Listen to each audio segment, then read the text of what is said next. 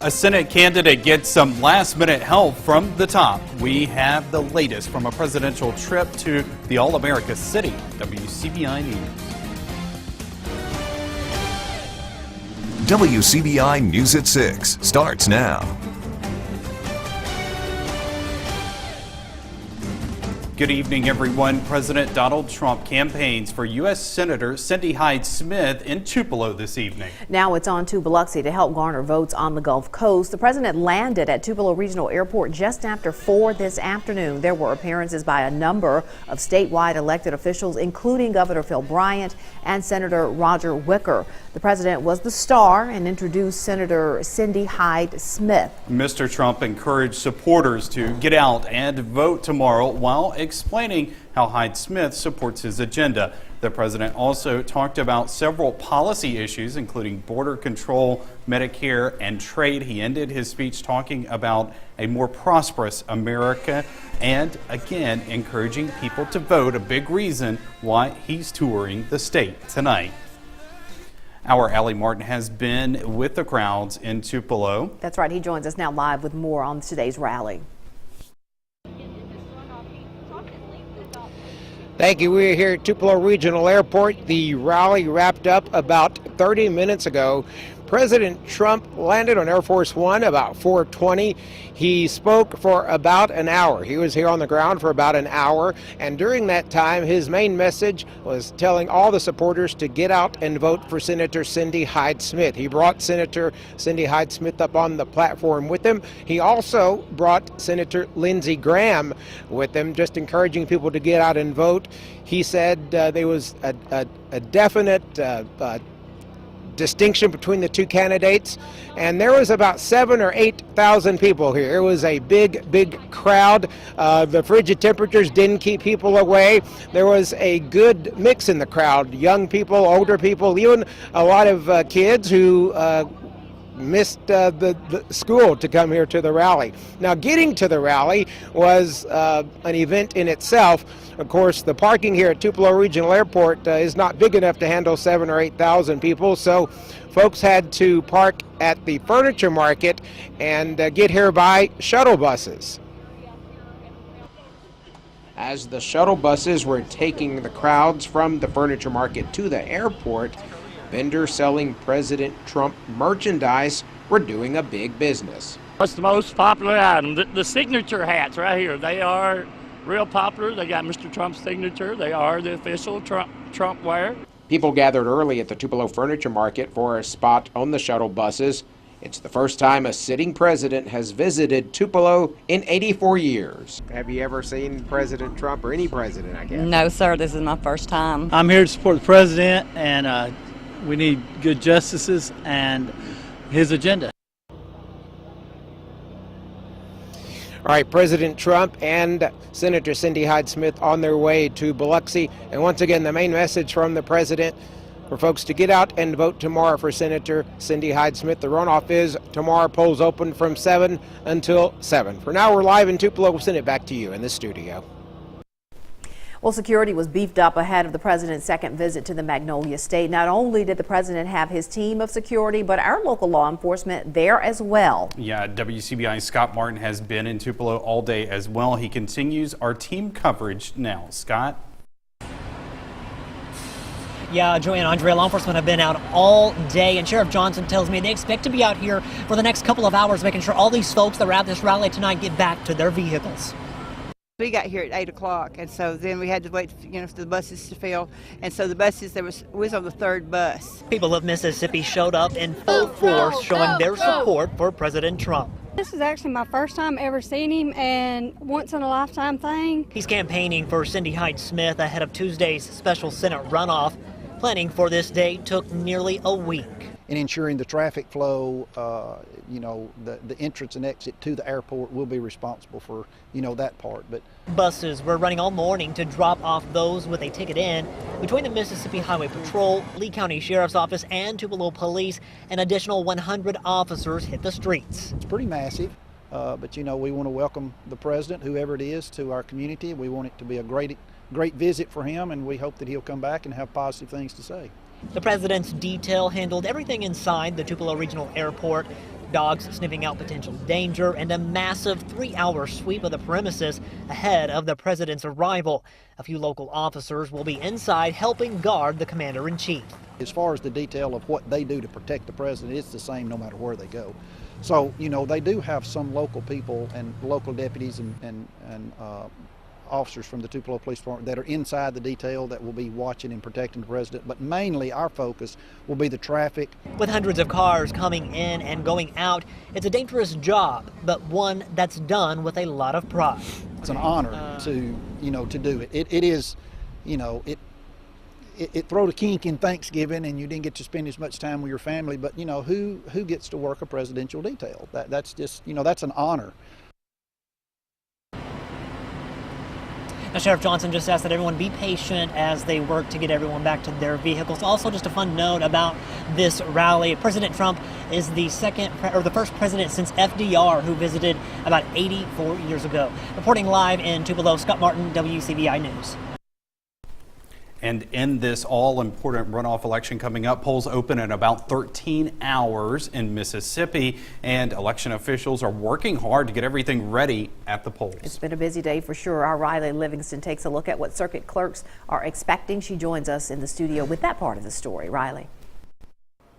It's a busy time across the state as circuit clerks' offices sort absentee ballots and prepare machines. They tell us this runoff is going to be a little bit different than most. Basically, we got ready for an election in a week. It's election time all over again, and circuit clerks' offices are getting ready for another busy day. We are just getting everything ready to go out to the polls. The absentees have until 5 o'clock to get them to our post office box, and we have to process those, get everything ready to go out to the polls. And the number of absentee ballots is already higher than expected. Dana Salone thinks that will translate to big numbers at the polls on Tuesday as well. Kind of base the turnout on the absentee voting. Normally in a runoff election, we have about half as many people vote absentee as we do in, say, the general election. This time we've had quite a few more than that. We're approximately 225 voters less than what we had in the general election. This election has been gaining national coverage, and political ads can be found everywhere, including your social media. It's interesting because you can go after maybe those groups of people that you know need to hear your message. So you don't waste your advertising dollars on everyone because you know you've got some sure bets with some of your supporters. So this way you can really stretch your advertising dollars further and go after people that you might feel like are on the fence or might need a little bit of positive reinforcement to understand why they're the right candidate for the position. But will the ads be effective? I definitely think, that keeps some interest there, could bring out more voters. Runoff elections tend to bring out fewer voters, but they are as important as the general election because they will ultimately decide the race. Well, you always want to exercise your right to vote. You want to follow. I feel like you should want to follow your voting all the way through. You never want to miss an opportunity. As mentioned before, polls open tomorrow at 7 a.m. and close at 7 p.m. All right, Riley, thank you for that report. Now to a story we've been following all day out of Jackson. 2 nooses and several hate signs were found hanging at the Mississippi State Capitol around 7:15 this morning. The Mississippi Department of Public Safety has just released pictures of the signs. According to their social media page, investigators believe several suspects are responsible for the signs and the nooses. Surveillance video from the Capitol grounds has not yet been released. At least one sign refers to a public hanging comment earlier this month by Senator Cindy Hyde-Smith. Time now to get a first look at our forecast on this Monday evening. We'll turn things over to Chief Meteorologist Keith Gibson. It is clear. It is chilly. Upper 30s already in Tupelo, 39 degrees, the wind chill of 36. Still 41 in Columbus, 37 Starkville, 38 in Grenada, 36 in Winona. But we still have a bit of a breeze, the wind chill into the mid-30s in many spots here. The clouds we had earlier today now beginning to rotate along with that big system to the northeast, so it looks like we will remain clear for the rest of this evening and tonight. Look at these lows, mid-20s, 24 to about 28 around here. The wind chill may dip down into the low 20s or upper teens. Still chilly tomorrow, but with a lot of sun. More coming up.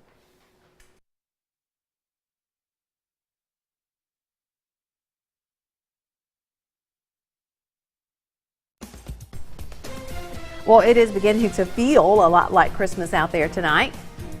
And that has some area residents in the holiday mood. We check in with one of the sights of the season when we come back. Your WCBI First Alert AccuWeather forecast with Chief Meteorologist Keith Gibson.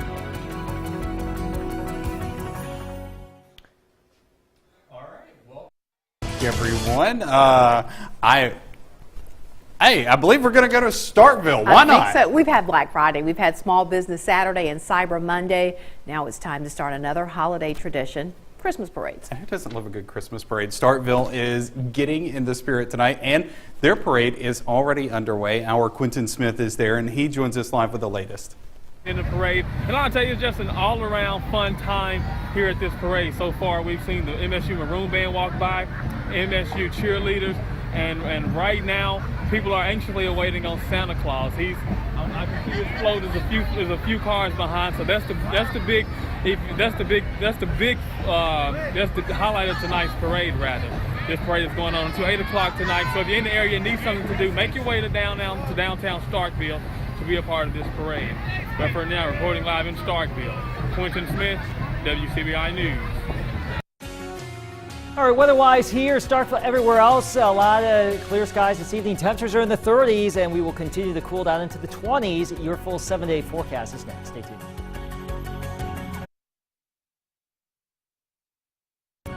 Your WCBI First Alert AccuWeather forecast with Chief Meteorologist Keith Gibson. Tons of sunshine across our region today after we had some of those morning clouds. We got rid of most of those, but some friendly clouds this afternoon. A chilly day here in Columbus, everywhere else. We only topped out in the 40s.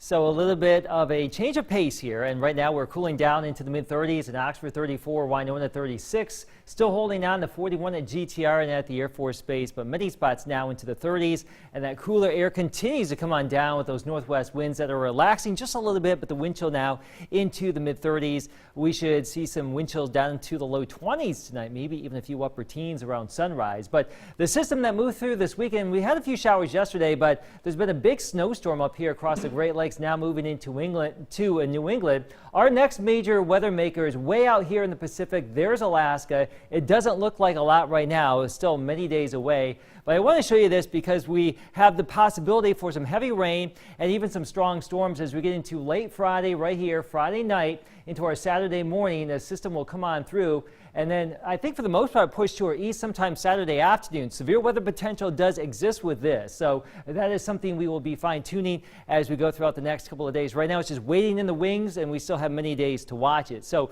right now we have to deal with some winter-like conditions down into the mid-20s for lows tonight here. A very chilly night. Those winds are relaxing just a little bit, but do bundle on up if you are heading outdoors for tomorrow. A lot of sunshine for the special election here in Mississippi. Highs only into the 40s, winds still from the northwest at about 10 to 15. So another one of these cool, blustery type days, even with all that sunshine. I think low to mid 40s across northeast Mississippi, including Tupelo, mid to possibly upper 40s from 82 south. But still below 50 degrees, below average here across northeast Mississippi and west Alabama. Tons of sunshine for you in Vernon, though. 43, 44, maybe 45 degrees. If you want those low 50s down here closer to the Gulf Coast tomorrow, we'll be back into the low 50s starting Wednesday. Here's Futurecast. High pressure for the near term, hence the sunshine for tomorrow, Wednesday and Thursday. On the backside of high pressure, a few more clouds on Thursday. We start to moderate things. Let's show you that with our 7-day forecast. And you can see where we're headed. 47 tomorrow, still cold tomorrow night, back into the 20s, 52 Wednesday, 61 Thursday, a few showers possible, but as I mentioned, Friday afternoon, Friday night, Saturday morning, the prime window of opportunity for some heavy rain and strong storms. Well, the SEC has had a final say regarding the Egg Bowl brawl. A decision has been made on the bowl game. We'll tell you about it next in sports. WCBI Sports with Tom Ebel is brought to you by your local Ford dealers. Go further. The SEC has come to a decision on what the aftermath of the Egg Bowl brawl from last week. After the review, the SEC says Jonathan Abram and Jamal Peters, as well as A.J. Brown and Matt Corral, should have been assessed the flagrant personal foul penalties that would have resulted in an ejection. The SEC also says Mississippi State's Cam Dantzler and Ole Miss's C.J. Moore should not have been ejected Flagrant personal foul penalties also do not result in suspension for subsequent games, meaning no Mississippi State players will be suspended in the upcoming bowl game. It all goes down in Hattiesburg this weekend. For the 1A state championship, it'll be a rematch from a year ago. Nanawoya will look for some revenge, taking on Simmons yet again for the crown. The Warriors got back to work today, practicing at the Palmero Center on Mississippi State's campus. The back-to-back 1A South State champions look to bring home the school's first football state championship. A tall task is ahead of them, facing the three-time state champs, back-to-back-to-back state champs, by the way, who own a 54-game win streak. The Warriors, though, they're ready for the challenge. They're really good, well coached, very fast on both sides of the football. We got to stay in front of the chains, of course, to have a chance. We can't get penalties and negative plays, and on defense, we got to prevent the big play. Make them drive the field to score, and our kids are excited about the challenge. I mean, to be the best, you got to beat the best, and that's what our goal is. I wasn't expecting it, but we was going to work for it, and now at the end of the season, we've really worked hard for it. And feel like we deserve to be back here. It's going to be fun, but I'm excited. They're extremely fast and well coached. It'll be a fun game. Extremely fast, good wide receivers, and they have really good linebackers, good defense.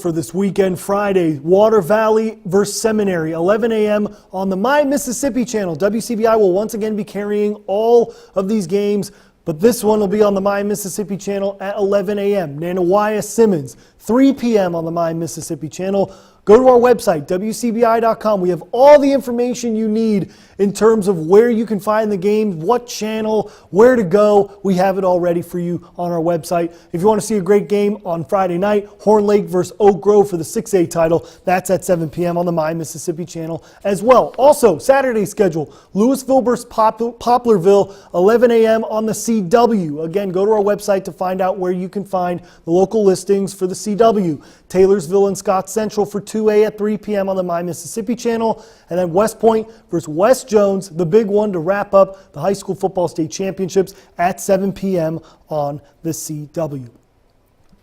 South Pontotoc girls soccer standout Raina Russell signs to join ICC Soccer. Russell has helped lead South Pontotoc to 5 division championships, 4 North Half titles, and 4 state championship appearances, as well as winning 16 consecutive playoff games. Russell has recorded 137 goals and 53 assists during her career, while leading the Cougars to a 107-13 record as midfielder and forward. If you're looking forward to some more state championships, tomorrow we preview Water Valley. Wednesday we'll preview the Louisville Wildcats, and West Point, last but not least, will be on Thursday. Go to our Twitter and Facebook account for more. That's it for sports. Last look at your weather is next. Winter holds on tomorrow, 47 degrees. Still cold tomorrow night. Much like tonight, we're down into the 20s, but a nice moderating trend. As you know, this time of year, when we get warm and more humid, we often see showers and storms late Friday into Saturday. Some of those could be on the strong side. Well, of course, we'll keep you updated all week long. All right, it could be another busy weekend for you guys. At least to start out, yes. 70s in December. Never a good thing. All right. Thanks so much for joining us, everybody. Have a great night.